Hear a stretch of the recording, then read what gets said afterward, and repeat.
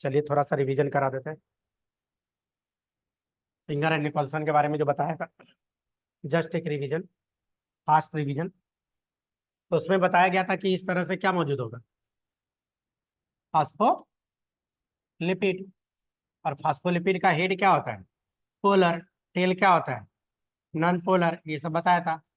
Head किससे मिलके बना होता है, तो ग्लिसरॉल प्लस फास्फोरिक एसिड, उससे हेड मिलके बना होता है टेल, फैटी एसिड का। हेड पे कैसा चार्ज, निगेटिव चार्ज। तो ये सब बात किए थे हम लोग। ये फास्फोलिपिड बाइलेयर क्यों बनाया था, ये बता दिया गया था। बताया गया था कि फिर इसमें प्रोटीन होगा बाहर से, जिसको एक्सटर्नल प्रोटीन भी बोलते हैं, या एक्सटेंसिक प्रोटीन। और कुछ प्रोटीन होता है जो मेम्ब्रेन में अंदर धंसा पड़ा रहता है, कोई कोई होगा जो आर पार भी होगा, तो इंटरनल प्रोटीन बोला जाता है, या इंट्रिंसिक प्रोटीन। फिर मैंने आपको ये इसी में बताया गया था कि इसमें जो है, अगर देखोगे तो ये प्रोटीन है, ये क्या है, लिपिड है। सॉरी, ये लिपिड है, और ये भी क्या है, लिपिड है। और ये वाला पोर्शन क्या बताया था, प्रोटीन है। तो इसको हम लोग क्या बोले थे, PLLP। बताया गया था फ्लूइड मोजाइक मॉडल का जो अरेंजमेंट होता है वो कैसा अरेंजमेंट है, तो प्रोटीन लिपिड लिपिड प्रोटीन, ये बताया था। इवन मैंने आपका इसका थिकनेस भी बताया था कि ये 20 एंगस्ट्रॉन का होता है। ये दोनों मिला के 35 एंगस्ट्रॉन बताया गया था। ये बताया था 20 एंगस्ट्रॉन का बताया। और टोटल एवरेज जो होता है 75 एंगस्ट्रॉन का मैंने इसमें बता रखा है। 75 एंगस्ट्रॉन का ही हो जाता है थिकनेस। तो ये सब बात हम लोग किए थे। फिर जो हम लोग बात किए, तो उसमें मैंने पिछले ही क्लास से बताया था, ये फ्लूइड मोजाइक मॉडल। तो इसमें दो टर्म है, एक फ्लूइड और दूसरा मोजाइक। तो फ्लूइड बोले तो लिक्विड, अब मोजाइक बोले तो पैच लाइक अपीयरेंस। तो बताया गया था कि फ्लूइड का जो काम करता है वो कौन काम करता है, फ्लूइड का काम यहाँ पे जो करेगा वो लिपिड करेगा। ये दोनों जो लिपिड है ये फ्लूइड नेचर का होता है। और मोजाइक अपीयरेंस किसके कारण आया, प्रोटीन के कारण। नहीं, तो ये सब बात बताया था। मैंने ये भी बताया था कि अगर कभी सेल को झटके दे दीजिए या झटके से मार दीजिए, तो कभी कभी क्या होता है कि यहाँ पे लेयर चेंज कर लेता है। मतलब इधर का फास्फोलिपिड अगर ये लेयर चेंज कर ले तो इसी को फ्लिप फ्लॉप मूवमेंट भी बोले थे। फ्लिप फ्लॉप मूवमेंट भी बताया गया था। नहीं, बताया गया था। इसी क्वेश्चन को ढेर सारा बार पूछा अलग अलग तरीके से। आइसबर्ग इन सी, तो आइसबर्ग किसको रिप्रेजेंट कर रहा है, तो प्रोटीन को। सी किसको रिप्रेजेंट कर रहा है, तो लिपिड को। फिर इसे में बताया गया था गुलाब जामुन इन रस, तो गुलाब जामुन किसको रिप्रेजेंट कर रहा है, तो प्रोटीन को। रस जो है लिपिड को रिप्रेजेंट कर रहा है। फ्लूइड मोजाइक मॉडल बताया गया था दुनिया का बेस्ट मॉडल है, सबसे ज्यादा एक्सेप्टेड मॉडल यही होता है। क्लियर, ये सब बात हम लोग कर चुके। हम लोग बात कर रहे थे ट्रांसपोर्टेशन पे। और ट्रांसपोर्टेशन में जो बात कर रहे थे, तो मैंने बताया था दो तरह का ट्रांसपोर्टेशन होता है, एक एक्टिव और दूसरा पैसिव।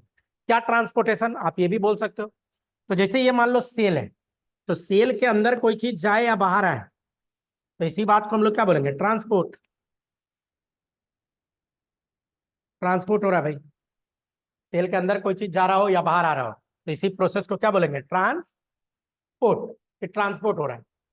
तो इसी ट्रांसपोर्टेशन पे बात करना था। और ट्रांसपोर्ट में मैंने बताया था दो तरह का होता है, एक्टिव और पैसिव। पिछले क्लास में डिस्कस किए थे कि ट्रांसपोर्ट जो है दो तरह का होता है, जिसमें मैंने बोला था एक एक्टिव होता है, पिछले क्लास में डिस्कस हुआ था ये सब बात। नीचे कर लेते हैं, एक्टिव ट्रांसपोर्ट। और दूसरा बोले थे पैसिव की बात करेंगे।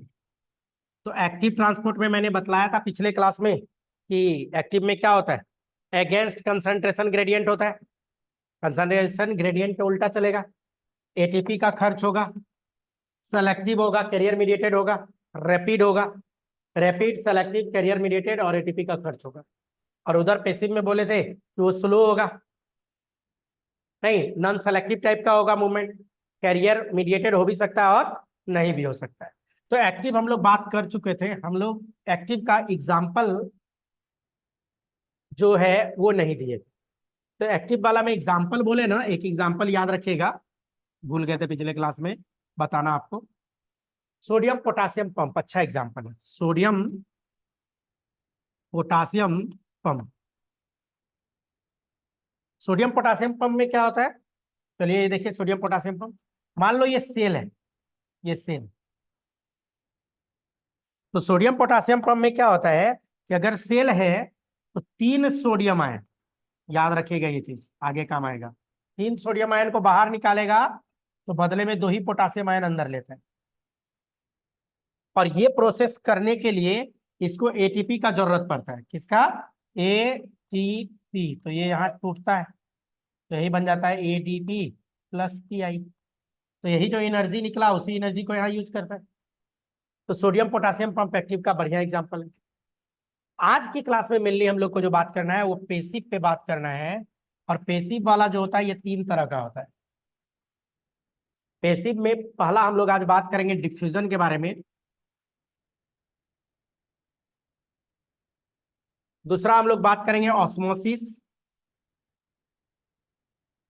और तीसरा हम लोग बात करेंगे फैसिलिटेटेड डिफ्यूजन।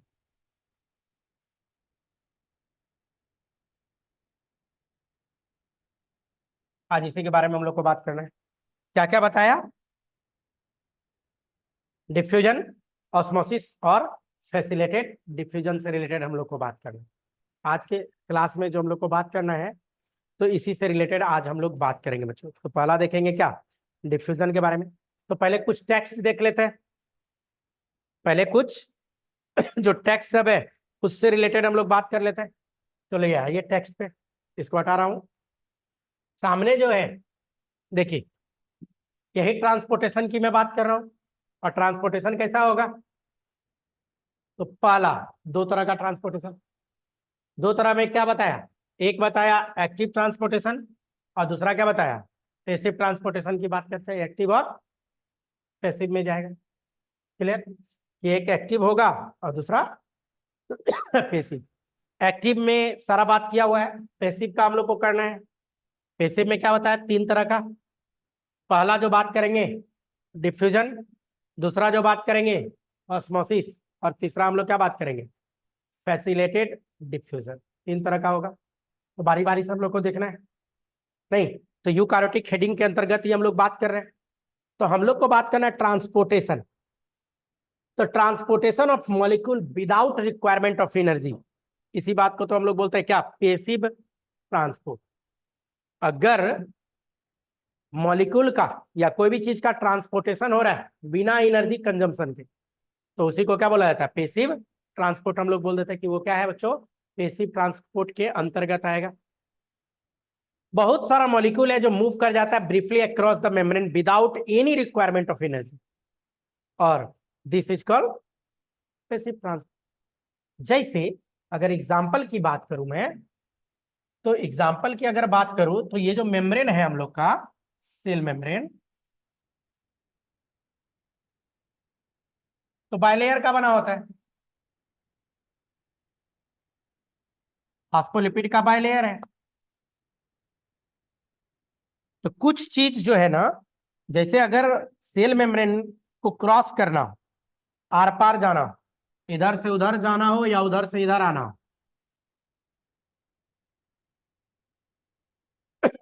तो कौन ऐसे आ सकता है? तो अगर मॉलिक्यूल छोटा हो एंड नॉन पोलर, इस तरह का डिफ्यूजन कर सकता है। इस तरह का डिफ्यूजन कर सकता है जिसको हम लोग क्या बोल रहे हैं? पेसिव ट्रांसपोर्ट वाला। एनर्जी का जरूरत नहीं पड़ेगा। जैसे एग्जांपल की अगर बात करें तो कार्बन डाइऑक्साइड का मूवमेंट आसानी से हो जाता है। कार्बन डाइऑक्साइड इस तरह से क्या करेगा? पेसिव ट्रांसपोर्ट करवा लेगा। कार्बन डाइऑक्साइड का मूवमेंट की अगर बात करें तो हम लोग, तो इसी के बारे में यहाँ पे लिखा कि जो मूवमेंट है वो किस तरह का मूवमेंट होगा। तो वहां पे आर पार अगर मूवमेंट हो गया तो पेसिव, तो वो छोटा होना चाहिए और हाँ नॉन पोलर होना चाहिए, तभी जाके करेगा। तो आइए हम लोग यहाँ पे जो बात कर रहे थे तो इसी चीज को अच्छे से देखते हैं। इसी चीज को हम लोग देखते हैं अच्छे से। टेक्स्ट तो घर पे आप लोग कर लीजिएगा। है तो यहीं पे जो हम लोग बात करते करते हैं, तो इसमें क्या हो जाता है कि जो मेम्ब्रेन के आर पार आना और जाना है, किसको आना जाना है? तो मॉलिक्यूल सबको। तो चलिए एक मेम्ब्रेन मैं बना लेता हूँ, सेल मेम्ब्रेन या प्लाज्मा मेम्ब्रेन। तो सेल मेम्ब्रेन या प्लाज्मा मेम्ब्रेन बनाऊं तो इस तरीके से हमको फास्फोलिपिड तो बनाना ही पड़ेगा। ये फास्फोलिपिड वाला कहानी। और जैसा कि मैंने अभी अभी तुरंत बताया कि अगर कोई मॉलिक्यूल छोटा हो, स्मॉल प्लस नॉन पोलर, वो कहीं से भी आ जा सकता है, कहीं से भी। लेकिन अगर मॉलिक्यूल बड़ा हो, लार्ज हो, प्लस नॉन पोलर, या पोलर कंपाउंड हो, तो पोलर में छोटा भी हो सकता है और बड़ा भी।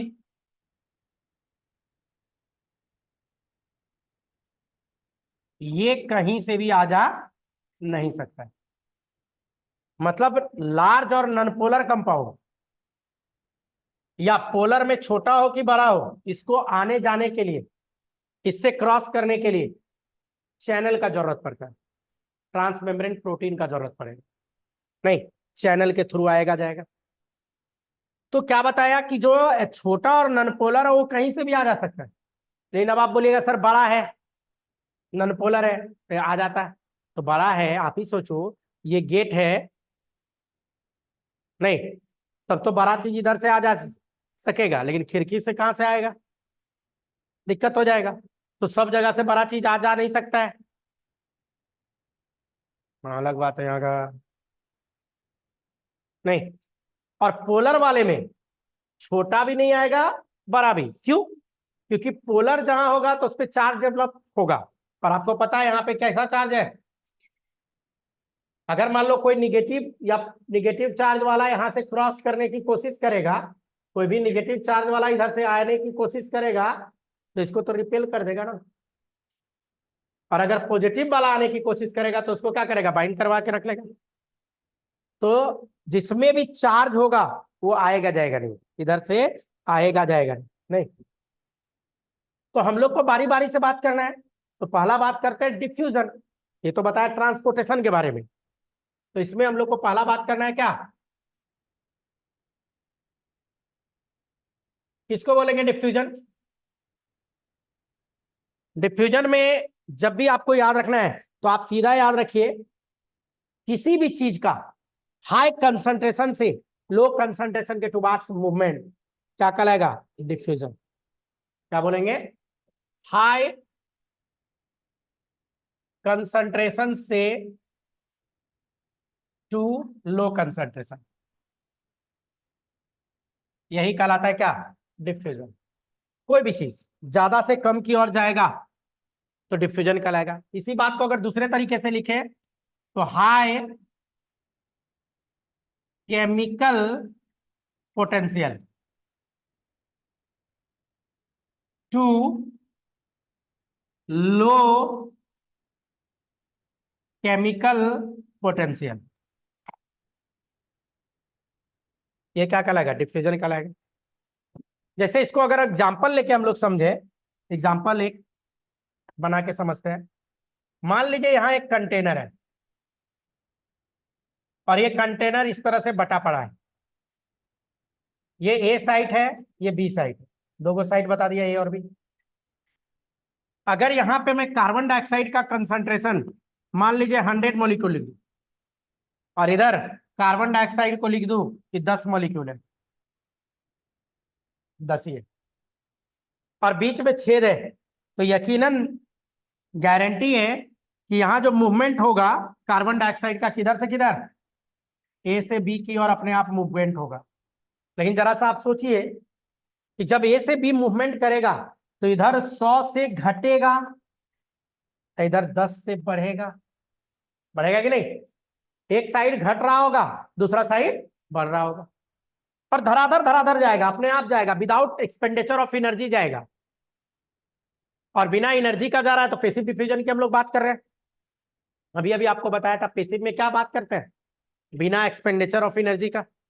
चैनल में कोई प्रोटीन न भी रहे तो जाएगा आएगा इस तरीके से। लेकिन अब ये क्वेश्चन उठ के आता है, सर कब तक जाएगा, कब तक जाएगा। तो देखिए 100 है तो 90 होगा, तो इधर 10 और आ गया तो इधर 20 हो जाएगा, 80 तो इधर और बढ़ जाएगा 30, ऐसे करते करते करते करते क्या आएगा, एक टाइम आएगा जब इधर हो जाएगा 60 और इधर हो जाएगा 40, इधर आ गया तो 50। एक टाइम ऐसा भी आएगा, एक टाइम आएगा कि फिर 5 को इधर मूव करेगा, तो इधर हो जाएगा कितना 55 और इधर भी 55 और इधर भी क्या हो जाएगा 55। 55 जब आ जाएगा तो अब क्या बोलिएगा, डिफ्यूजन होगा कि नहीं होगा?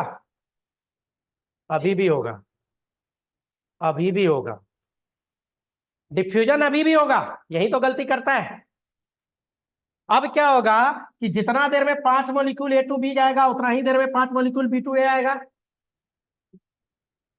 डिफ्यूजन तो अभी भी होगा नहीं, तो क्या बोलेंगे, डायनामिक इक्विलिब्रियम में आ गया। और जब डायनामिक इक्विलिब्रियम में आ गया तो नेट फ्लो जीरो हो जाता है। डिफ्यूजन जीरो नहीं बोलेंगे, नेट फ्लो जीरो हो जाएगा इसका। यहां पे हम लोग बोलेंगे कि इसका नेट फ्लो जो है वो जीरो हो गया। डिफ्यूजन डायनामिक इक्विलिब्रियम में भी होता है। ये दोनों जब बराबर आ जाए तो हम लोग क्या बोलेंगे, यहाँ डायनामिक इक्विलिब्रियम में आ चुका है।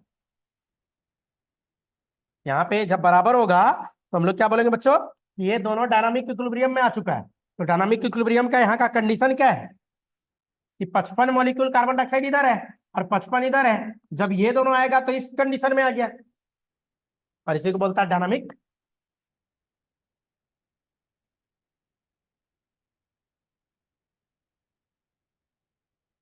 Dynamic equilibrium. तो डायनामिक इक्विलिब्रियम में जब आएगा तो मोटा मोटी बोल देता है कि डिफ्यूजन रुक गया है, लेकिन बोलना गलत है। क्या बोलेंगे, नेट फ्लो जीरो हो गया। क्या बोलेंगे, नेट फ्लो। उस कंडीशन में डायनामिक इक्विलिब्रियम वाला जो कंडीशन है, उस कंडीशन में हम लोग को बोलना पड़ेगा कि यहाँ पे क्या हो गया बच्चों, नेट फ्लो की जो हम लोग बात कर रहे हैं वो जीरो हो गया। डायनामिक इक्विलिब्रियम में जब आएगा तब जाके हम लोग ऐसा बोल सकते हैं। क्लियर है? यहां तक क्लियर है कि नेट फ्लो जीरो हो जाएगा? क्लियर? तो उसी को हम लोग क्या बोलेंगे, डिफ्यूजन। तो इसको तो बोले डिफ्यूजन। अब ऑस्मोसिस क्या है? Osmosis is a special type of diffusion. जैसे आप नया हेडिंग डालते हैं, ऑस्मोसिस लिखना है।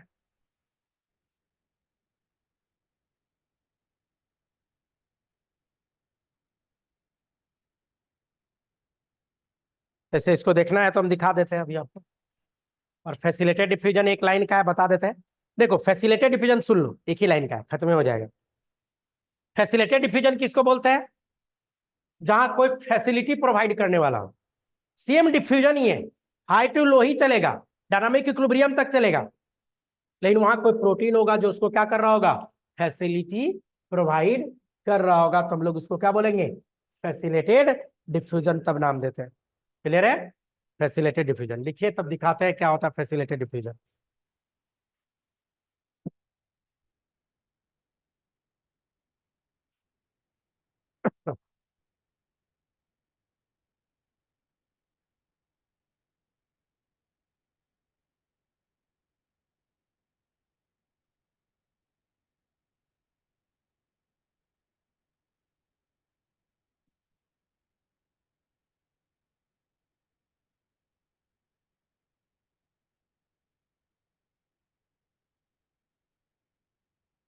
पढ़ाई अच्छे से करना है, अच्छे से पढ़िएगा तो मेडिकल में रिजल्ट लेना बहुत ही आसान है। दुनिया का सबसे आसान काम है मेडिकल कंप्लीट करना, इससे आसान काम कुछ हो ही नहीं सकता है। फैक्ट बता रहा हूँ, आप लोगों को हंसी आ रहा है। इससे आसान कंपटीशन तो कोई है ये नहीं है। तो दिमाग में डाल लीजिए बात, दुनिया का सबसे आसान काम मेडिकल कंप्लीट करना। कैसे कैसे आसान कैसे है, वो भी बता रहा हूँ। मेडिकल का सिलेबस एकदम कॉन्साइज है। फिजिक्स केमिस्ट्री बायोलॉजी 11th और 12 का एक जगह कर लीजिए और आर पार पढ़ डालिए 5 बार एनसीईआरटी को, रिजल्ट हो जाएगा। वो आप पे डिपेंड करेगा कि 1 साल में 5 बार पढ़े कि 5 साल में 5 बार पढ़े। जिस दिन 5 बार एनसीईआरटी पढ़ दिए आर पार, आपका रिजल्ट भगवान भी आके नहीं रोक सकते। दुनिया का कोई ताकत आपका रिजल्ट नहीं रोक पाएगा। फिजिक्स केमिस्ट्री बायोलॉजी का एनसीईआरटी 5 टाइम इसीलिए बोला दुनिया का सबसे आसान काम। जैसे लोग जनरल को बोलते हैं आसान है, आसान का मिशन नहीं है।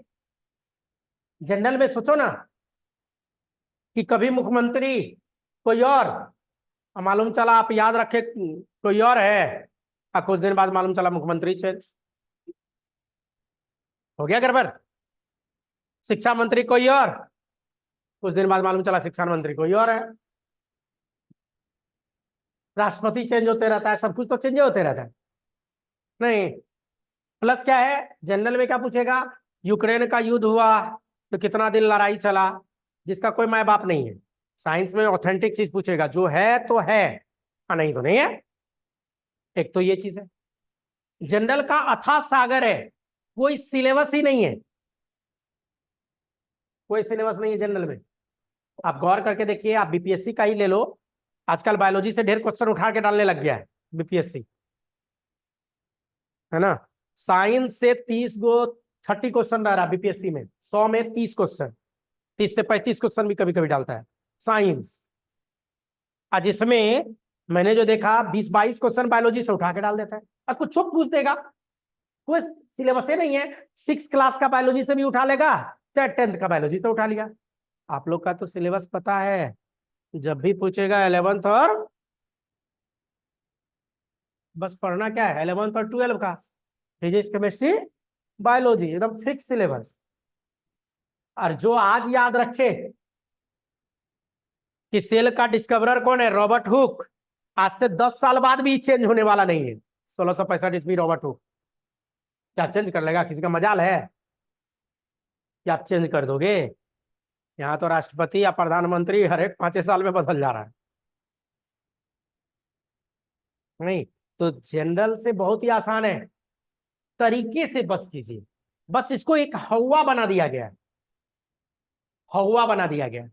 क्या हवा बना दिया गया है कि सीट कम है, पहला हवा है सीट कम है, मेडिकल में सीट कम है। एक बात बताओ, आपको कितना सीट चाहिए, 10 गो कि 20 गो? एक ही सीट चाहिए। अगर एक सीट भी है तो कम कहाँ है, आधा सीट रहता तो बोलते कम है, कि आधा आधा में कैसे बैठेंगे भाई। अगर एक सीट भी है तो कम नहीं है, आपको तो एक को चाहिए।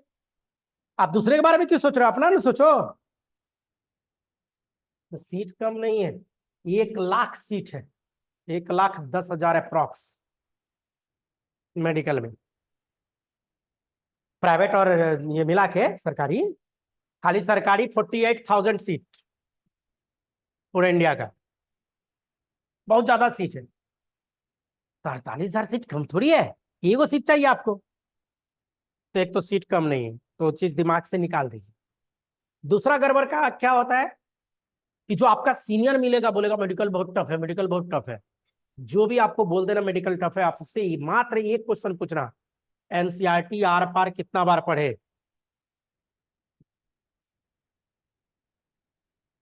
उससे एक ही क्वेश्चन पूछना, एनसीईआरटी आर पार कितना बार पढ़े। आप देखना बंदा एक को बार नहीं पढ़ा है और बोल रहा है कि टफ है मेडिकल, तो कह देना 4 बार और पढ़िए तब होगा।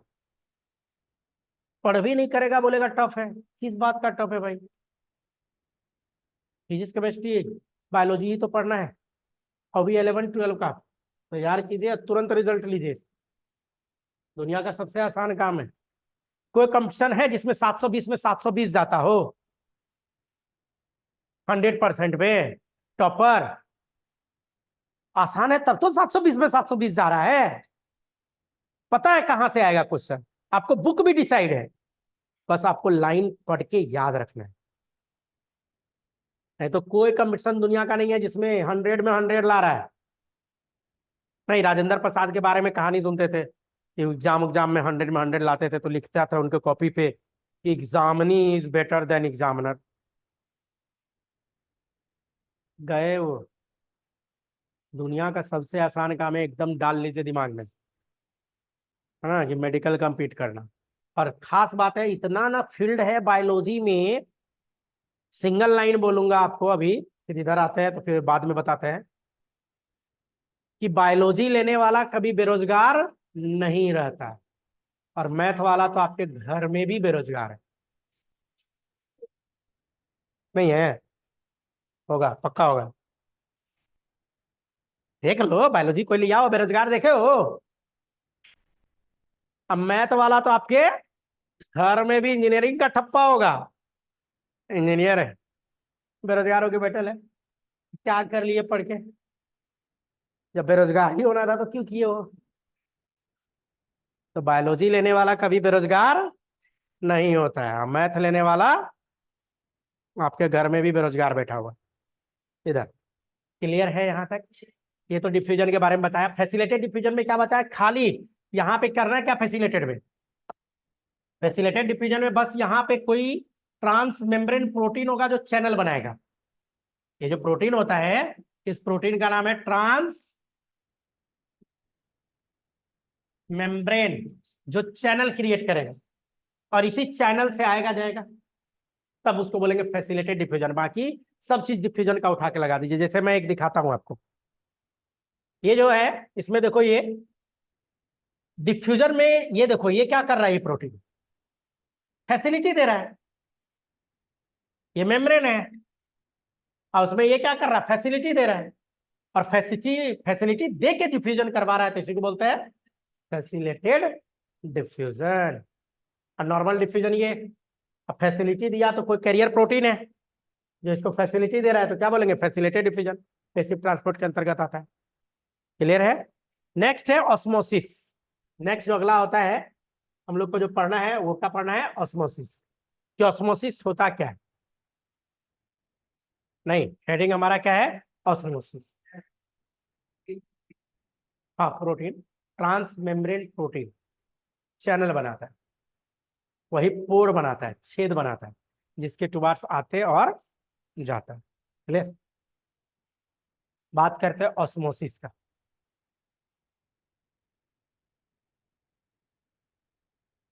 जब भी पूछे ऑस्मोसिस क्या है, osmosis is a special types of diffusion. Diffusion ही तो है, लेकिन कैसा है, स्पेशल टाइप का डिफ्यूजन होता है ऑस्मोसिस। तो डिफ्यूजन में हम लोगों ने क्या पढ़ा, किसी भी चीज का हाई टू लो जो मूवमेंट होगा उसी को क्या बोलेंगे, diffusion. High to low movement होगा तो क्या बोल देंगे, वही तो होता है डिफ्यूजन। तो ऑस्मोसिस भी कुछ कहानी ऐसा ही होगा, हाई टू लो वाला ही कहानी होगा, तभी जो हम लोग बोलेंगे क्या, डिफ्यूजन। तो चलिए देखिए, इसको देखते हैं, इसको देखते हैं, ऑस्मोसिस समझते हैं। ऑस्मोसिस को समझना है तो सबसे पहले आपको समझना होगा सोल्यूट और सॉल्वेंट। वैसे तो पिछले क्लास में मैं हल्का सा बताया था, चलिए फिर एक बार लिखते हैं, सोल्यूट और सॉल्वेंट की बात करें। देखिए, सॉल्यूशन एक होता है is equal to solute plus solute और सॉल्वेंट। क्वेश्चन ये आता है कि सर सोल्यूट किसको बोलेंगे और सॉल्वेंट किसको बोलेंगे?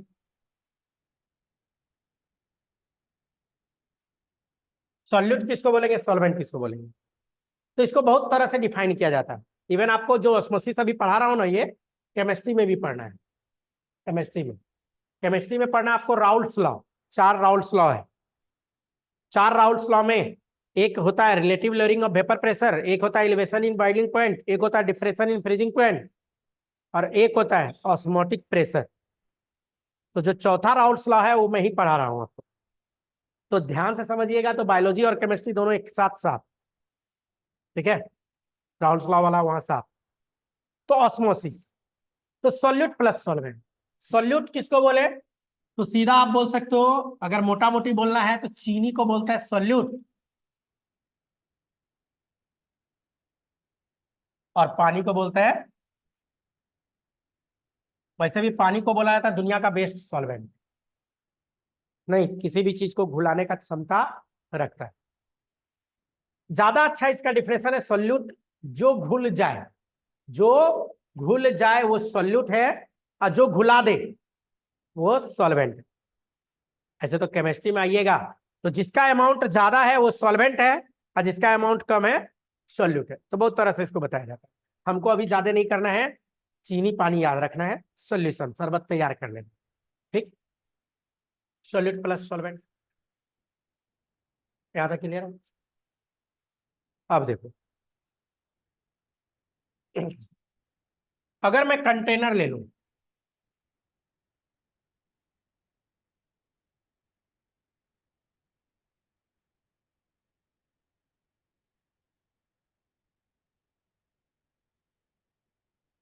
गड़बड़ कैसे हो जाए, ऑस्मोसिस समझाना है। दो गो कंटेनर है, या छोड़ो दो, एक ही को पहले बनाते हैं, एक चीज और समझा ही देते हैं यहीं पे। मान लो ये एक कंटेनर हम लिए, छोटा कंटेनर बना दिए, नीचे लिखना है हमको कुछ, और इसमें मैं बोलूं कि इस कंटेनर के अंतर्गत या अंदर में 2 लीटर वाटर डाल दिया, और इसी कंटेनर में 500 ग्राम चीनी डाल दी। अब मैं पूछूं कि बताओ इसका कंसंट्रेशन ज्यादा है या कम? ये शायद नहीं दिख रहा होगा, ये पेन नहीं, पेन चेंज करता है। कितना यहाँ लिखा है चीनी? 500 ग्राम। अब पूछूं कि बताओ इसका कंसंट्रेशन ये जो है, ये ज्यादा है या कम है? क्या बोलोगे, ज्यादा है या कम? जल्दी बताओ। तो कुछ नहीं बता पाओगे, इसमें आप कुछ नहीं बता पाओगे कि ज्यादा या कम। मान लो कोई बच्चा बोला ज्यादा, कोई बच्चा बोल दिया ज्यादा, सपोज कीजिए कोई बोल दिया ज्यादा है, तो मैं क्या करूंगा, एक कंटेनर और ले लूंगा।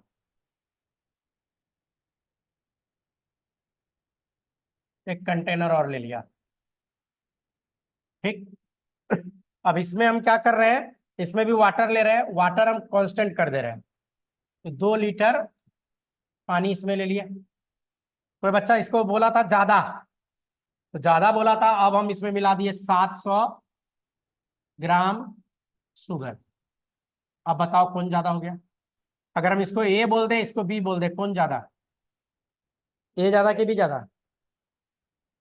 जल्दी देख के बताओ, मीठा कौन लगेगा ज्यादा, ए की बी? ए की बी?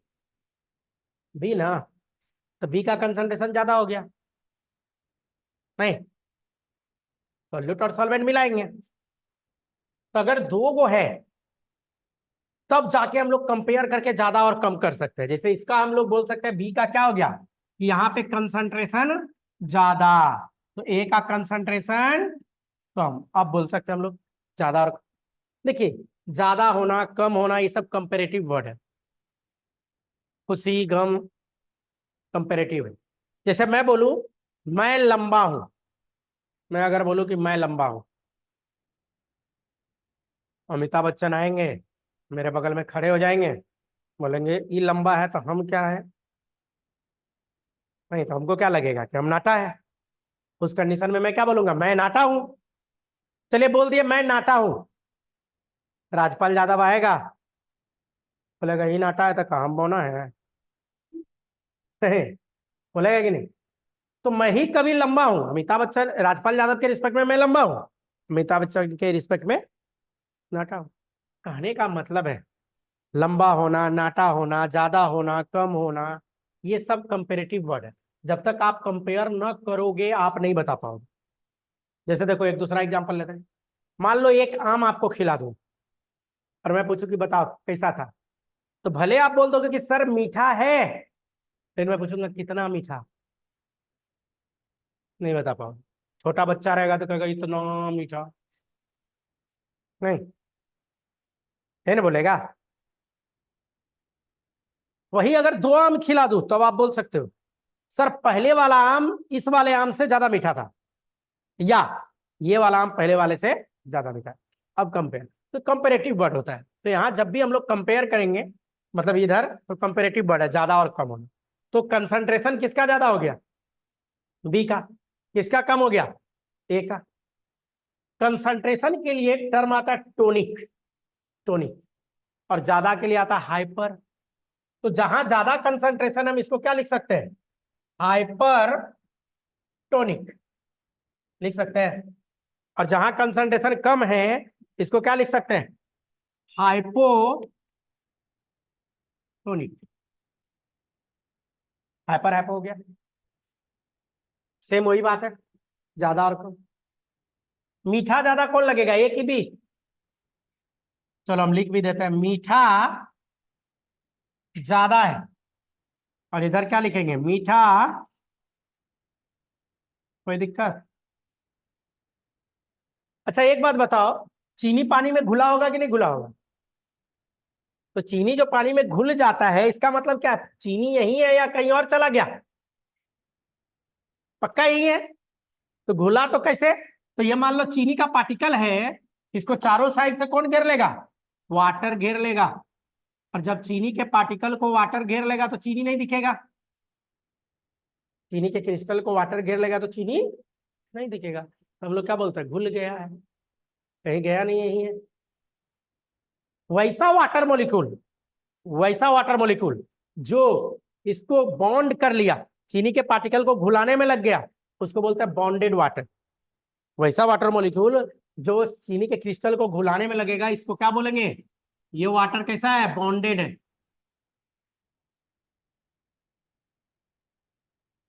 और बहुत सारा वाटर मॉलिक्यूल ऐसा भी होगा जो फ्री है, जो घुलाने में नहीं लगा है, तो इस बात को हम लोग क्या बोलते हैं? Free water. इसको क्या बोलेंगे? Free water. तो जरा सोच के बताओ, ए में फ्री वाटर ज्यादा होगा कि बी में? पहले ये बता, बॉन्डेड वाटर ज्यादा कहाँ मिलेगा, ए में कि बी में? बी में। क्या कि चीनी वहां ज्यादा है, और दोनों में पानी हम कांस्टेंट किए थे, तो बॉन्डेड उसमें ज्यादा है, तो इसका मतलब फ्री वाटर इसमें क्या होगा? बी में कम। फ्री वाटर बी में क्या होगा? तो इसका मतलब इसमें क्या होगा? इतना बात क्लियर है? कि ज्यादा घिस पीट हो गया तो हम यहाँ मिटा रहे हैं फिलहाल। क्लियर? इतना में कोई डाउट है तो बोलो, इतना में कोई डाउट है तो बोलो। नहीं है? बढ़ो आगे। अब चलो देखो डिफ्यूजन कैसे कैसे हो रहा है। पेन चेंज करता है। डिफ्यूजन में मैंने आपको क्या बताया, किधर से किधर? Higher to lower. अगर इस दोनों कंटेनर को हम पाइप लगा दे, पाइप, पाइप से मिला दिए, ठीक, तो चीनी किधर से किधर आएगा? ए से बी की ओर आएगा चीनी। और चीनी सॉल्यूट है या solvent? Solute B to A move करने लगेगा। ज्यादा कंसंट्रेशन किसके कारण? चीनी के कारण, तो सॉल्यूट के कारण मूव करेगा। ज्यादा मीठा किसके कारण? चीनी के कारण, तो सॉल्यूट के कारण। कोई दिक्कत? लेकिन पानी किधर से किधर मूव करेगा? क्या है कि ज्यादा फ्री वाटर कहाँ है? ए में है। तो पानी क्या है? सॉल्वेंट है। पेन चेंज कर दे। सॉल्वेंट का मूवमेंट किधर से किधर? Solvent, solvent. कोई दिक्कत है? तो ये क्या हो रहा है? अभी डिफ्यूजन हो रहा है। मैंने क्या बोला था? Osmosis is a special type of diffusion. Heading ही डाले हैं। ऑस्मोसिस क्या है? स्पेशल टाइप का क्या है? डिफ्यूजन है। अभी ऑस्मोसिस नहीं हो रहा, अभी डिफ्यूजन है। फिर ऑस्मोसिस क्या है? स्पेशलिटी क्या है? अगर ये जो पाइप है, यहाँ पे पाइप को हटा के आप लगा दीजिए सेमी परमेबल मेम्ब्रेन। मान लीजिए अब इसी पाइप को थोड़ा चौड़ा कर दिए ताकि आपको समझने में आसानी हो। बीच में लगा दिए क्या? Semi SPM, semi permeable membrane. अगर लगा दो तो सेमी परमेबल मेम्ब्रेन जैसे लगाइएगा, तो सेमी परमेबल के बारे में पिछले क्लास में बताया था, किसको आने जाने नहीं देगा? सॉल्यूट को आने जाने नहीं देगा। याद आया? पिछले ही क्लास में बताया था, सेमी परमेबल किसको रोक देगा? सॉल्यूट को आने जाने नहीं देने वाला है। तो सॉल्यूट को काटो। सॉल्यूट इसका मतलब बी से ए में नहीं आएगा, चीनी बी से ए में नहीं आएगा, चीनी बी से ए में नहीं आएगा, लेकिन सॉल्वेंट को तो रोकेगा ही नहीं। सॉल्वेंट इसका मतलब पानी किधर से किधर आएगा, ए से बी में पानी आएगा, इसी बात को तो बोलते हैं ऑस्मोसिस। मतलब वाटर किधर से किधर आ रहा है, कोई दिक्कत, वाटर किधर से किधर आ रहा है, इसी को तो बोलते हैं ऑस्मोसिस, इसी बात को बोलते हैं क्या, ऑस्मोसिस। तो ये तो हो गया कि फिगर से समझाए।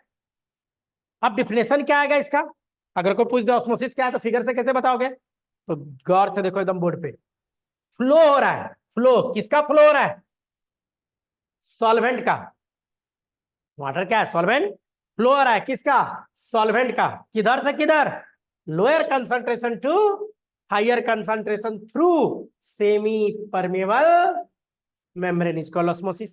पहला डिफिनेशन डन। दूसरा डिफिनेशन, दूसरा दूसरा, flow of solvent molecule, solvent किधर से किधर, hypotonic solution to hypertonic solution through semi permeable membrane is called osmosis. तीसरा definition, flow of solvent molecule from less sweets to high sweets, क्या कि water इधर से इधर आया, through semi permeable membrane is called osmosis. चौथा definition, flow of solvent molecule from high free water to low free water through semi permeable membrane is called osmosis. पांचवा definition, flow of water molecule from lower concentration to higher concentration through semi permeable membrane is called osmosis. छठा definition, flow of water molecule from hypotonic solution to hypertonic solution through semi permeable membrane is called osmosis. सातवां definition, flow of water molecule from less sweets to high sweets through semi permeable membrane is called osmosis. आठवां definition, flow of water molecule from high free water to low free water through semi permeable membrane is called osmosis. ये तो osmosis है। बहुत लोग उल्टा बता देते हैं, हाई टू लो कर देंगे, कंसंट्रेशन याद रखिएगा, जब भी मूव करेगा किधर से किधर जा रहा है, लो से हाई जा रहा है बुतरू। हाई टू लो क्या गया है, फ्री वाटर गया है हाई से लो, बाकी सब लो टू हाई गया है। क्लियर, तो यहाँ ध्यान रखिएगा, बहुत लोग उल्टा पुल्टा करेगा, और जहां उल्टा करे फिगर पे समझा देना है उसको। समझ में आया, ये है ऑस्मोसिस। कोई दिक्कत, फटाफट note down, note down, note down. क्या हुआ, ज्यादा चिल्ला दिए, तो बिना माइक का इतना चिल्ला दिए, माइक रहता तब तो। अपने क्लास सब में बिना माइक का नहीं पढ़ाते, और आज मेरा गला थोड़ा डाउन है।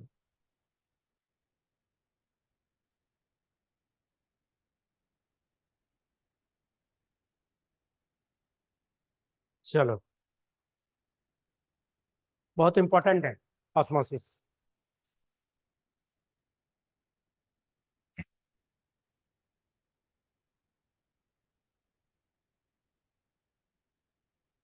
2 साल जी जान लगा दीजिए,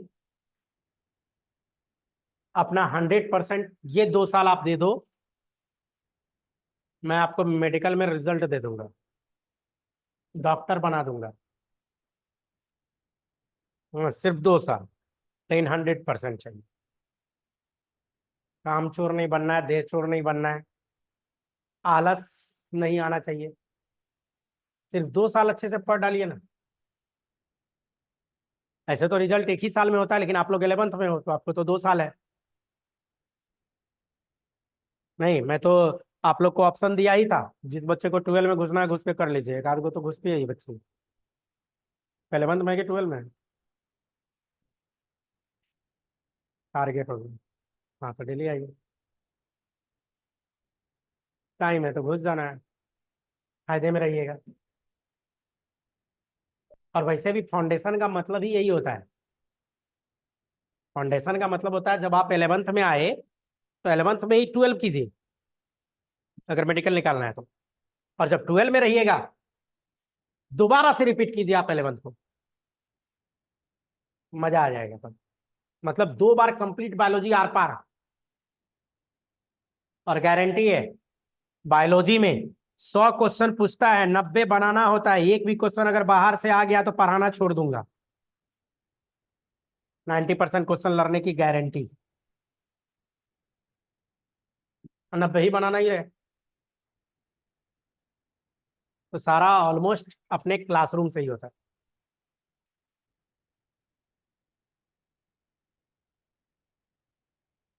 हाँ, लेकिन आपको याद रखना पड़ेगा। अब हम पढ़ा दिए, आप याद ही नहीं रखे हैं तो बेकार हो जाएगा।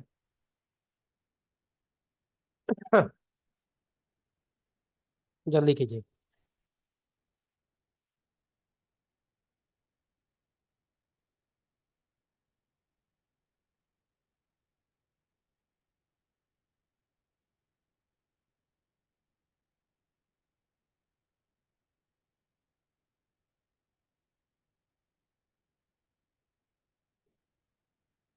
लिख रही है बच्चे लोग।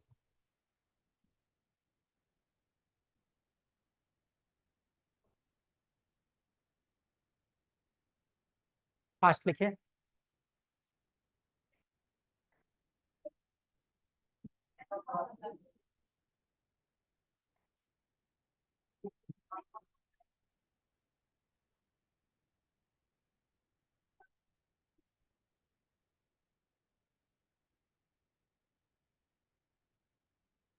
हो गया?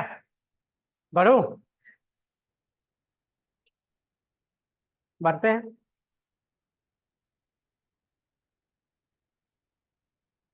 हटा दो।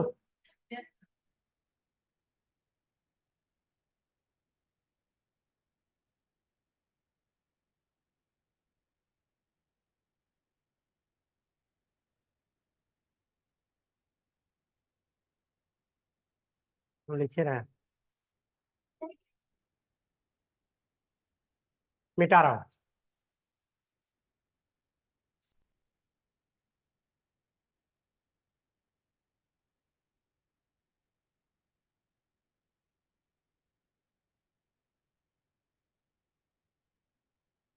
चलिए इसी को एक दूसरे तरीके से देखते हैं। सेम चीज दूसरे तरीके से। एक यू शेप का ट्यूब ले लीजिए। ट्यूब यू शेप का।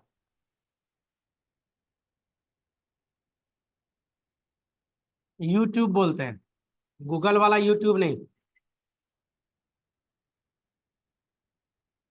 यू शेप का ट्यूब का खास बात होता है कि डायमीटर थ्रू आउट सेम होता है। बीच में अभी पार्टीशन कर देते हैं हम। एक साइड ए लिख देते हैं, एक साइड बी लिख देते हैं। पानी लो। बताओ कितना पानी ले इधर?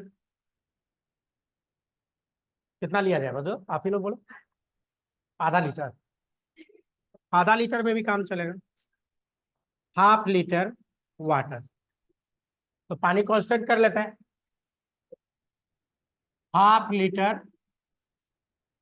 बताओ चीनी कितना लोगे? चीनी बताओ कितना लोगे? आधा लीटर में 100 ग्राम चीनी ज्यादा। एक पौवा आधा लीटर में डाले हुए तो घुलाना भी है। यहाँ मान लो 25 ग्राम ले लेते हैं। और इधर मान लो 50 ग्राम आप ही का बात। क्या शुगर?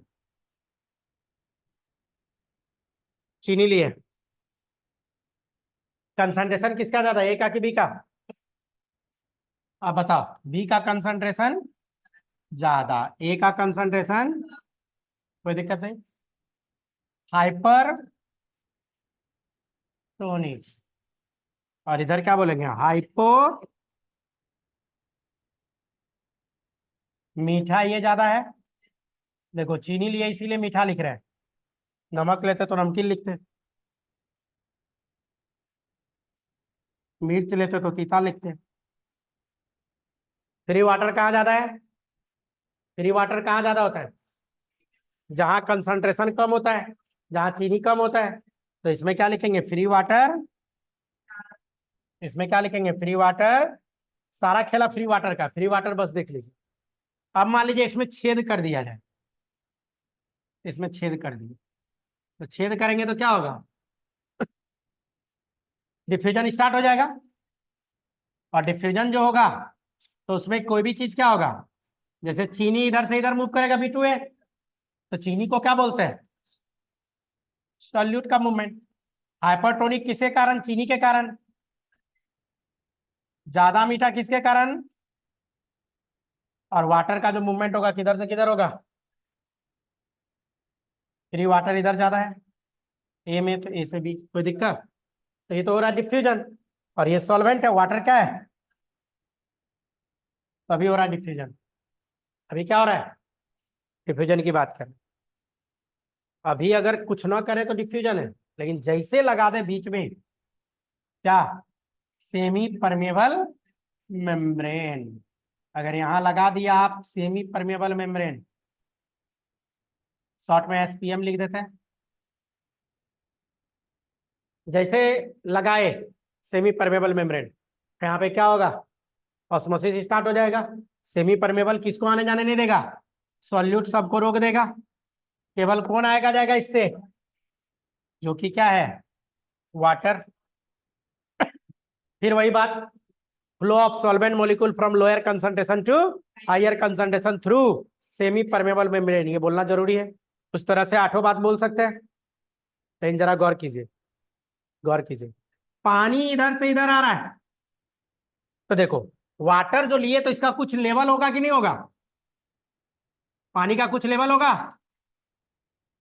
सेम ही अमाउंट में वाटर इधर भी लिए तो इधर का भी लेवल क्या होगा? कुछ ना कुछ तो होगा, होगा कि नहीं होगा? लेकिन पानी जो इधर से इधर मूव कर रहा है तो लेवल बढ़ेगा कि घटेगा? इस साइड लेवल बढ़ेगा।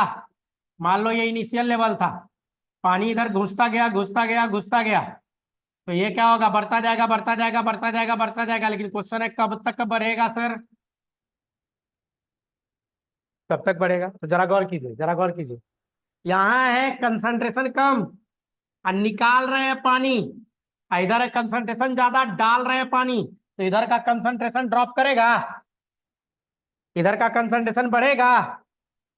जब दोनों कंसंट्रेशन डायनामिक इक्विलिब्रियम में आ जाएगा, वाटर का मूवमेंट नेट फ्लो जीरो हो जाएगा। मैंने क्या बताया? डायनामिक इक्विलिब्रियम में डिफ्यूजन,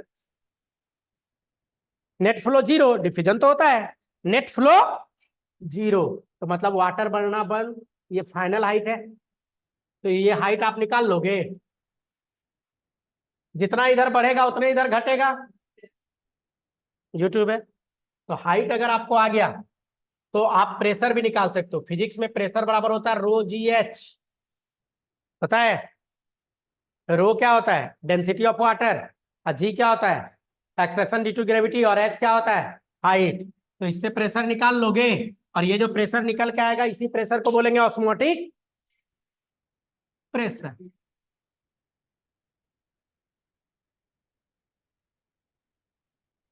मैंने बताया फिजिक्स में एक फॉर्मूला होता है, प्रेशर बराबर रो जी एच।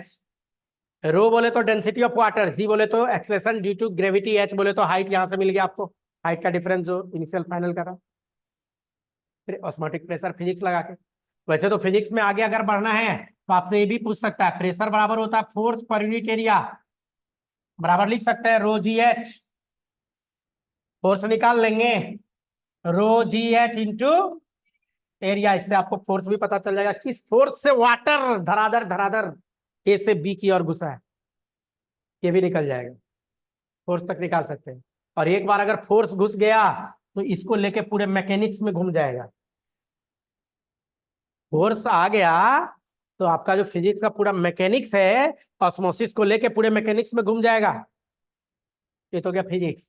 आइए केमिस्ट्री पे, बताओ ना, ये तो फिजिक्स बताया। अगर केमिस्ट्री की बात करें, अगर केमिस्ट्री की बात करें तो देखो केमिस्ट्री में, केमिस्ट्री में पढ़े होइएगा पीवी बराबर एन आर टी, पढ़े हो? गैस लॉ क्वेश्चन नहीं पढ़े हो? पीवी बराबर एन आर टी, नहीं पढ़े तो याद रखो। तो प्रेशर बराबर होता है n by V R T. N होता है मोल, मोल पर यूनिट वॉल्यूम, ये होता है कंसंट्रेशन आरटी। और प्रेशर को केमिस्ट्री में पाई से डिनोट करते हैं, तो पाई बराबर सी आर टी, पाई बराबर सी आर टी। ये हो गया केमिस्ट्री। सी क्या है? कंसंट्रेशन का डिफरेंस। तो डिफरेंस जो इधर का चीनी ज्यादा और कम है, तो CRT केमिस्ट्री हो गया। लेकिन बार बार क्या लिए हम लोग, चीनी लिए हैं। इससे भी प्रेशर निकाल सकते हैं पहले तो। अब बार बार एक चीज और देखो, यहाँ मोल आ गया, मोल, एंड यहाँ पे क्या है, मोल। एक बार मोल आ गया तो पूरा फिजिकल केमिस्ट्री घुमा देगा आपको। एक बार मोल आ गया तो पूरा फिजिकल केमिस्ट्री घुमा देगा आपको। तो इतना खतरनाक साइट है ये, बायोलॉजी, फिजिक्स और केमिस्ट्री तीनों। और देखो और देखो और देखो, यहाँ तो चीनी लिए ना। आप लोग जानते होइएगा, नमक को जैसे लेंगे, नमक अगर लिए सॉल्ट, NaCl 1 मोल लिए, पानी में डालिएगा तो सॉल्ट तुरंत ब्रेक करता है, Na प्लस प्लस Cl, 1 मोल Na प्लस 1 मोल Cl माइनस, डाले 1 मोल थे, हो गया 2 मोल। इसी को बोलता है, यहाँ पे क्या करना है, आई लगा देना है। क्या लगा देना है, आई। आई होता है वॉन ऑफ फैक्टर। तो पाई बराबर ICRT, ये फॉर्मूला चलता है केमिस्ट्री में, वॉन ऑफ फैक्टर आई। और आई का वैल्यू कितना हो जाएगा, 1 1। अगर 2 में टूटा है तो 2, और 3 में टूटता तो, इसी को तो बोलता है ऑस्मोटिक प्रेशर, केमिस्ट्री वाला जो बताए थे कि यही बता दूंगा। तो इसीलिए बार बार चीनी लिए, नमक नहीं लिए। बड़ा खतरनाक साइट है। बायोलॉजी तो है ये, फिजिक्स में पूरा मैकेनिक्स, और केमिस्ट्री में पूरा फिजिकल केमिस्ट्री लेके दौड़ा देगा आपको, चाह ले तो। अगर एग्जामिनर चाह ले कि यहाँ गलती करवा दे तो आसानी से आपको गलती करवा देगा। क्लियर है, नो डाउट।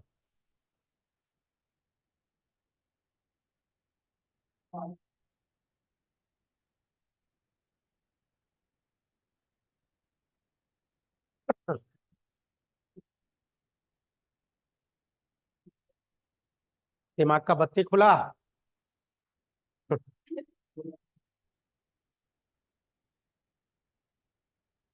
फिजिक्स केमिस्ट्री दोनों।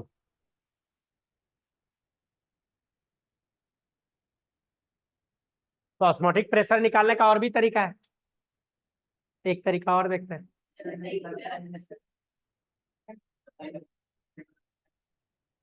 ऑस्मोटिक प्रेशर आप देखो, करना क्या है, ये लिख लिए ना, जल्दी जल्दी।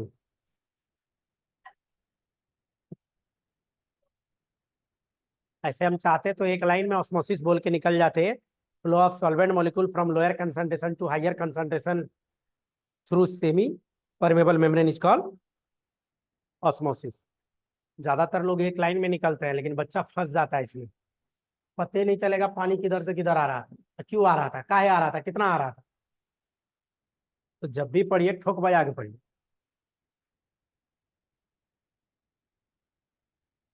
मेम्ब्रेन हम लोग का खत्म होने वाला है।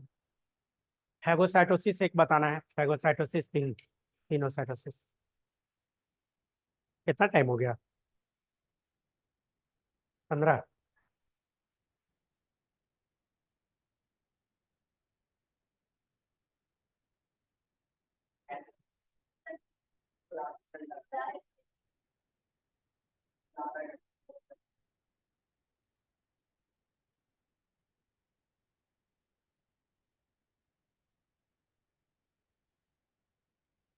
चैप्टर खत्म करना है, जब बोलिएगा हो जाएगा। बोले ही थे शुरू में, सेल बायोलॉजी थोड़ा लंबा खींचेगा आपका, बाकी चैप्टर फिर धराधर निकलेगा। खाली इसी में लंबा खींचा रहा है, क्या कि सब जगह का कनेक्शन है। सिलेबस का टेंशन नहीं, आपका 80% कम से कम करके दूंगा, अगर पूरा हम पढ़ाए तो। दैट मीन्स की जूलॉजी वोलॉजी, अब मुझे नहीं पता है, अब वो सर भी करेंगे तो हो सकता है 100% हो जाए आपका।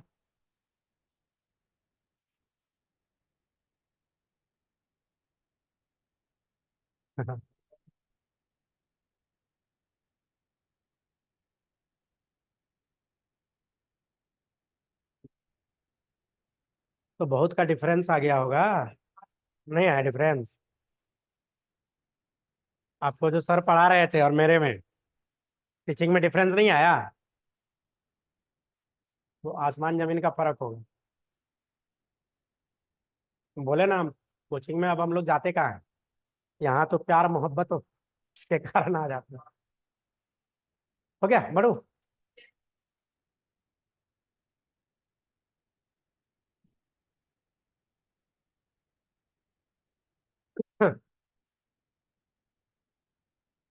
वो तो कोरोना आया कि थोड़ा फुर्सत में है, नहीं तो कोरोना से पहले 600-700 एडमिशन तो हम अकेला लेते थे मेडिकल वाले में। पिछले साल 350 एडमिशन लिए बायो के लिए। अब इस साल का पता नहीं। इस साल तो ढेर कोचिंग वोचिंग आ गया, बड़ी मछली आ गई तो छोटी मछली को निगल लेगी।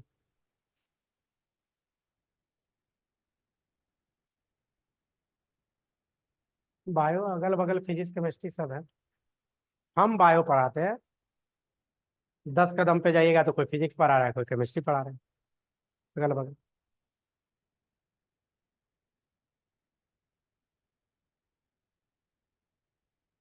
हो गया बड़ू, कुछ बताना था इसमें? मिटा दूं? चलो इधर मिटा रहे हैं, इधर वो बचा लिए। तो दिखाया कनेक्शन आपको। चलो एक चीज और देखो,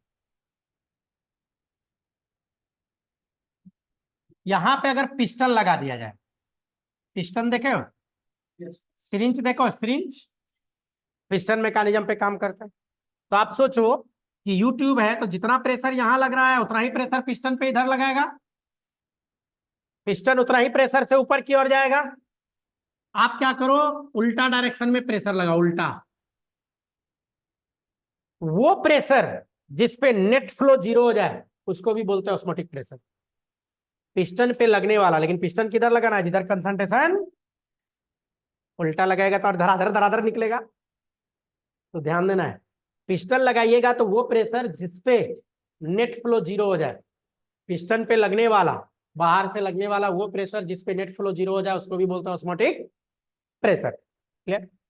अब जरा सा सोचो, जरा सा सोचो, सोचो ये कि इधर से इधर 10 न्यूटन लग रहा है। न्यूटन प्रेशर है तो न्यूटन मीटर हो जाएगा, 10 न्यूटन मीटर। ऊपर से हम लगाए 7, तो 7 लगाए तो इस डायरेक्शन में कितना लगा? 7। तो कितना 3 से इधर आएगा, फिर इधर लगा दिए 8, कितना से 2 से इधर आएगा, फिर इधर लगा दिए 9, 1 से इधर आएगा, फिर लगा दिए 10, नेट फ्लो जीरो हो गया। फिर लगा दिए यहाँ 12, लो बढ़ा दिए। अब क्या होगा? उल्टा डायरेक्शन में ना आने लगेगा बुतरू, वाटर इस डायरेक्शन में आएगा, और यही उल्टा ऑस्मोसिस हो गया ना। और यही उल्टा ऑस्मोसिस को ही ना बोलते हैं रिवर्स। याद आया? शॉर्ट में बोले तो आरओ। जो आरओ वाटर पीते हो, जो आरओ वाटर पीते हो वो क्या है? रिवर्स ऑस्मोसिस का ही तो कॉन्सेप्ट है।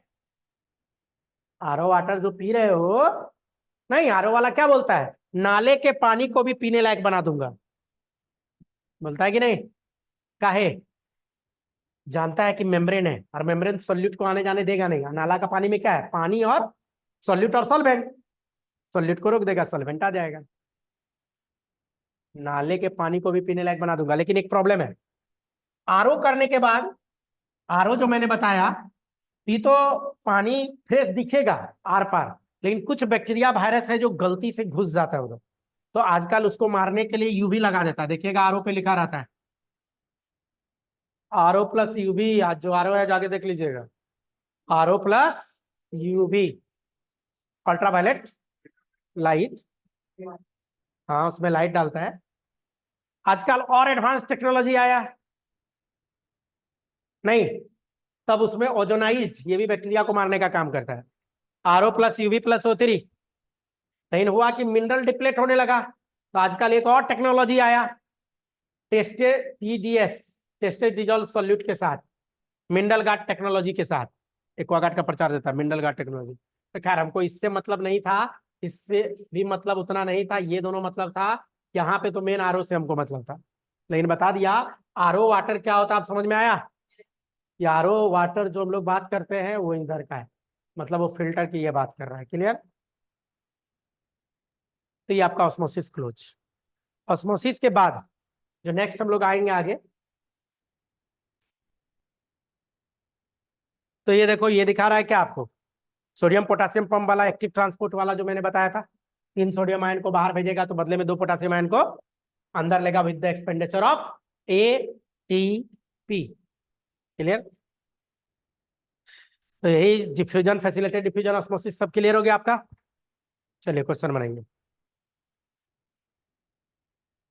Every living cell has food vacuole, chloroplast, cell membrane, cell wall.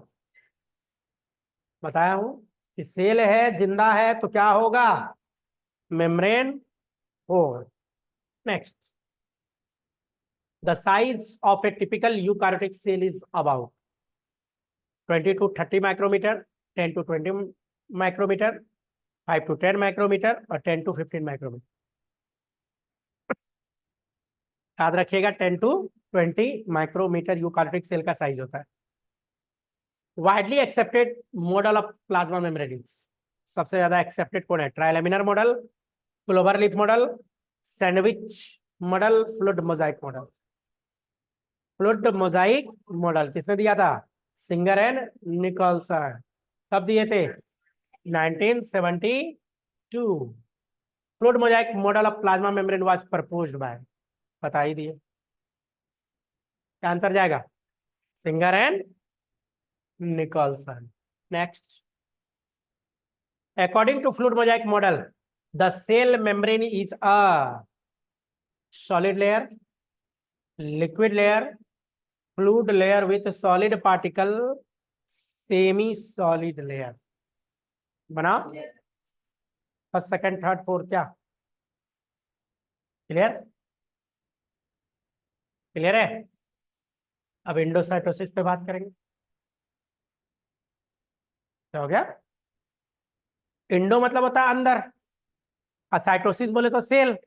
Cell जो अंदर लेगा उसी प्रोसेस को क्या बोलेंगे? इंडोसाइटोसिस। सेल जो अंदर लेगा उसी प्रोसेस को क्या बोलेंगे? इंडोसाइटोसिस। इंडोसाइटोसिस की जो यहां बात करें तो इसी में आता है एक फैगोसाइटोसिस, इसी में आता है पिनोसाइटोसिस, इसी में आता है रिसेप्टर मीडिएटेड इंडोसाइटोसिस। 3 तरह का होता है इंडोसाइटोसिस। इंडो मतलब अंदर, साइटोसिस मतलब सेल। सेल को अंदर लेने का प्रोसेस। सेल कोई भी चीज को जो अंदर लेगा, अब क्या लेगा? लिक्विड लेगा चाहे सॉलिड लेगा? नहीं, तो सॉलिड पार्टिकल लेगा तो फैगोसाइटोसिस, लिक्विड पार्टिकल लेगा तो पिनोसाइटोसिस, और रिसेप्टर के हेल्प से लेगा तो रिसेप्टर मीडिएटेड इंडोसाइटोसिस। 3 तरह का होता है। तो हम लोग को बात करना है फैगोसाइटोसिस। फैगोसाइटोसिस की जो बात करें, ये 3 सेल है जो फैगोसाइटोसिस करता है।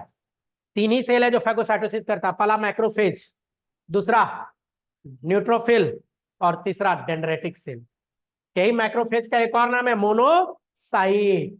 इसी मैक्रोफेज का एक और नाम होता है क्या? मोनोसाइट भी बोलते हैं बच्चों मैक्रोफेज को। एक्चुअल में क्या है कि ब्लड में जब रहे तो बोलेगा मोनोसाइट, ब्लड को छोड़ के टिश्यू में घुस जाएगा तो उसी का नाम है मैक्रोफेज। जैसे आप लोग यहाँ हैं तो बोलेंगे लड़का है लड़की है, चल जाइएगा बॉर्डर पे तो बोलेंगे जवान है सैनिक है, तो है तो आप ही। यहाँ है तो गोली बारूद नहीं रखे हैं, बॉर्डर पे जाइएगा तो बंदूक गोली बारूद बम वो सब लेके जाइएगा ना, मरने थोड़े जाना, मारने जाना है। वही मारने जाना है। तो वही चीज है कि ब्लड में रहेगा तो मोनोसाइट, और अगर बम बुम लेके गया टिश्यू में तो वही क्या कहलाता है? मैक्रोफेज। हमारे बॉडी में यही 3 सेल है जिसके पास कैपेसिटी है फैगोसाइटोसिस करने का। चौथा कोई सेल नहीं है जो फैगोसाइटोसिस कर पाए। हमारे बॉडी का यही 3 सेल क्या काम करेगा बच्चों? फैगोसाइटोसिस। फैगोसाइटोसिस क्या होता है? अभी अभी बताया, इंगल्फिंग ऑफ सेल या सॉलिड पार्टिकल को अंदर लेने का जो प्रोसेस होता है उसी को हम लोग क्या बोलते हैं? फैगोसाइटोसिस। ये एक्टिव सेलुलर प्रोसेस होता है, सॉलिड सबस्टांस को अंदर लेने का प्रोसेस होता है। वैसा सॉलिड जो बड़ा है, जो डिफ्यूजन होके नहीं आ पाया था, जो ऑस्मोसिस होके नहीं आ पाया था, तो उसको फैगोसाइटोसिस तब करवाता है। और ये जो प्रोसेस है, नहीं इसमें क्या होगा? सॉलिड सबस्टांस को अंदर लेने का प्रोसेस कहलाएगा। इसमें मेम्ब्रेन का लॉस नहीं होता है। फैगोसाइटोसिस में किसी भी तरह का मेम्ब्रेन का लॉस नहीं होता है। जैसे फिगर बना के समझाता हूं तो समझ में आए। तो किसकी बात कर रहे हैं हम लोग? फैगोसाइटोसिस। तो देखो फैगोसाइटोसिस की जो हम लोग बात कर रहे हैं, कब होगा कैसे होगा वो देखो। मान लो कि हम लोग का स्किन जो है, गुलाब फूल तोड़ रहे थे और कांटा चुभ गया। नहीं, फूल तोड़ने में चुभ जाता है, गुलाब फूल में कांटा होता है। या पिन चुभ गया तो क्या करते हो? कांटा निकाल के फेंक देते हो। सुई चुभ गया, पिन चुभ गया तो निकाल के फेंक दिए। तो स्किन हो गया पंक्चर, स्किन हो गया पंक्चर तो घुस जाएगा बैक्टीरिया। स्किन जहां पंक्चर होगा तो क्या घुस जाएगा? बैक्टीरिया घुस जाएगा। तो मान लीजिए ये आपका स्किन है, स्किन का सेल सब, ढेर सारा सेल मिलके टिश्यू बनाता है।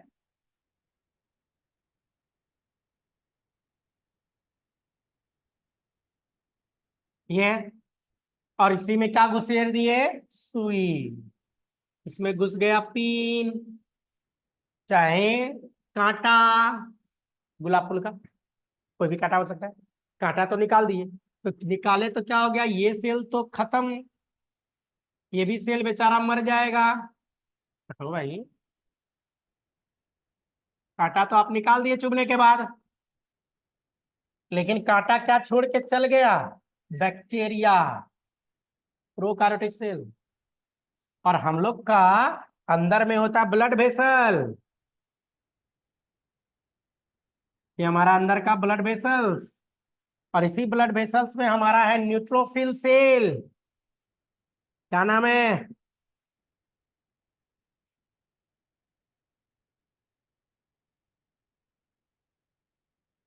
न्यूट्रोफिल सेल जो हमारे ब्लड वेसल्स में है। तो ये ब्लड के थ्रू इधर से उधर जा रहा था। हमारा रक्षक कोशिका होता है neutrophil monocyte dendritic cell, immune system का सेल होता है, हम लोग को बचाने का काम करता है। अगर ये बैक्टीरिया घुस गया और इसको मारा ना जाए, इसको न्यूट्रलाइज ना किया जाए, तो बैक्टीरिया जस्ट लाइक आतंकवादी, अगर आतंकवादी घुस जाए यहाँ तो बम बारूद तो फोड़ेगा ही, चुपचाप तो बैठेगा नहीं। नहीं, तो होता क्या है, जब इधर से न्यूट्रोफिल पास आउट हो रहा होता है तो इसको केमिकल सिग्नल आ जाता है। आतंकवादी आया तो बम बारूद, मान लीजिए आतंकवादी है, गोली तर तर चल रहा है। अब मेन रोड पे जो पुलिस गाड़ी पेट्रोलिंग कर रहा है तो उसको पता चलेगा ना गोली चल रहा है तो किधर चल रहा है। आवाज सुन के उसके टुबार से आएगा, तो यहाँ केमिकल सिग्नल आता है। तो ये न्यूट्रोफिल धीरे धीरे पकड़ लेगा साइड, पकड़ लिया साइड। और हम लोग का जो ब्लड वेसल्स होता है ना, इस ब्लड वेसल्स में छोटा छोटा छेद होता है, पोर होता है, छोटा छोटा। उसी पोर से तो निकल के जाता है फ्लूइड, खाना पीना, ऑक्सीजन। ऑक्सीजन सब उसी से तो निकलता है, फ्लूइड सब उसी से तो निकलता है बच्चों। नहीं, तो अब जैसे उसको पता चला तो ये क्या करेगा? धीरे धीरे अपने बॉडी को खींचेगा खाचेगा। है कि छेद बहुत छोटा था, छेद बहुत छोटा था। छेद बड़ा रहेगा तब तो घुस जाता डायरेक्ट, छेद छोटा रहता है। और न्यूट्रोफिल स्पंजी नेचर का होता है, ये खींच के ले जाएगा और जाके किसके सामने खड़ा हो जाएगा? आतंकवादी के सामने। तुरंत में इसको नहीं मारेगा। क्यों? हो सकता है अपना ही आदमी हो सकता है इंडिया का आदमी हो। ऐसा नहीं है कि पुलिस घेरा आतंकवादी पे गोली चला देगा। अब गोली चला रहा, हो सकता है उसके पास लाइसेंसी गन हो, तो आमने सामने आके जान पहचान करेगा। कौन है भाई, कहाँ से आया, आधार कार्ड दिखा, राशन कार्ड दिखा। अगर मान लीजिए इसको लग गया कि तो घुस गया अब, तो ये क्या करेगा? अटैक करेगा इस पे। तो हो सकता है कुछ न्यूट्रोफिल मर भी जाए, लेकिन पीछे पीछे ढेरों आया था। जब लगेगा कि हमला कर दिया है तो ये भी हमला करेगा। अब स्टार्ट करेगा फेगोसाइटोसिस। अब यहां वाला बात इधर बताता हूं, इतना दूर का जो बात है, इधर, इतना दूर का बात इधर बता रहा हूं। ठीक, गौर से देखना है। तो ये मान लीजिए न्यूट्रोफिल है, ये न्यूट्रोफिल है, और इसको क्या दिख गया? आतंकवादी। बोले तो प्रोकार्योटिक ही, बोले तो बैक्टीरिया जो घुस गया था। तो अब ये क्या करेगा? अब ये धीरे धीरे अपने में चेंज करेगा, फैगोसाइटोसिस प्रोसेस स्टार्ट करेगा। ये क्या करेगा? फैगोसाइटोसिस प्रोसेस स्टार्ट करेगा। बोले तो इससे बनेगा सूडोपोडिया, और इस बैक्टीरिया को ले लेगा अंदर, बैक्टीरिया को घुसेर लिया अंदर। और ये जो इधर से बना है इसको बोलता है सूडोपोडिया। पोडिया मतलब होता है पांव, सूडो मतलब होता है झूठा पांव, अमीबा पता होगा सूडोपोडिया बनाता है, नहीं घेर लेगा। और ये क्या करेगा, ये क्या करेगा बच्चों, ये और घेरता चला जाएगा और धीरे धीरे पूरे तरह से इसको इंगल्फ कर, बहुत बड़ा बना दिया, छोटा बनाना है, पूरी तरह से इसको इंगल्फ कर लेगा, ले लिया अंदर, बैक्टीरिया को अंदर ले लिया। अब अंदर लिया मतलब आतंकवादी को पकड़ के जेल ले जा रहा है, आरती तो उतारेगा नहीं, मारपीट के सीधा कर ले रहेगा। तो अब क्या करेगा, इसी के पास होता है लाइसोसोम, सेल के पास आगे मैं पढ़ाऊंगा क्या होता है लाइसोसोम, इसमें हाइड्रोलाइटिक एंजाइम सब होता है, यही लाइसोसोम को बोलते हैं प्राइमरी लाइसोसोम, शुरू में जो आ रहा है ये इसी का नाम है प्राइमरी लाइसोसोम। ये आएगा और इससे अटैच हो जाएगा, तो जैसे अटैच होगा इसको बोलेंगे सेकेंडरी लाइसोसोम, हाइड्रोलाइटिक एंजाइम है, तो मेम्ब्रेन मेम्ब्रेन फ्यूज कर जाएगा आपस में और एंजाइम आके इसको मारेगा तोड़ेगा फोड़ेगा। जितना मारपीट किया तोड़फोड़ किया, उसके बाद क्या हुआ कि जो बैक्टीरिया था, अब सोचो आतंकवादी को गोली मारा, आतंकवादी के पास 5 करोड़ रुपया था, आपको क्या लग रहा है पुलिस वाला सब जमा कर देगा सरकारी अथी में, 5 लाख छोड़ देगा, बाकी सब 4 करोड़ 95 लाख गायब, बोलेगा 5 लाख था, नहीं क्या बोलेगा 5 लाख था। मान लीजिए एक पगुआ सोना का चेन पहन लेता, काट के लेते चल जाएगा, घड़ी पहन लेता 10 लाख का लेके चल जाएगा, यूजफुल चीज निकाल लेगा। मान लीजिए डेड बॉडी है तो क्या करेगा, घर ले जाएगा दिखाने बेटा बेटी को ये देख आतंकवादी है, बेकार है फेंक देगा। तो कहने का मतलब यूजफुल चीज जो है उसको निकाल के यूज कर लेगा, और जो वेस्ट पार्टिकल अभी भी रह गया धीरे धीरे लाएगा मेम्ब्रेन के पास और इसको फ्यूज करवा देगा। और मेम्ब्रेन फ्लूइड नेचर का होता है आपको पता है, दो लिक्विड चीज को अगल बगल रखिएगा तो आपस में फ्यूज हो जाएगा, तो ये बाहर आ जाएगा, और ये जो बाहर आया इसको बोलता है एक्सोसाइटोसिस।